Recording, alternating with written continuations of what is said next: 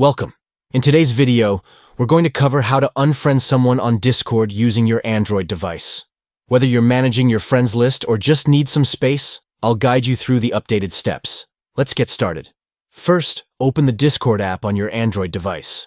Once you're logged in, find the contact you want to unfriend. This can usually be done by navigating to your friends list or direct messages. Next, tap and hold the contact you want to remove. This action will open up a few options related to that user. After you've held their name, tap on Profile to view their details. Now that you're on their profile page, look for the three dots, usually located in the top right corner. Tap on those dots to access a menu with several options. Finally, you'll see the option to Remove Friend. Tap that and confirm your choice. And just like that, you've unfriended someone on Discord.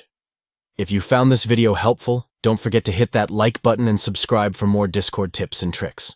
Thanks for watching, and enjoy your time on Discord.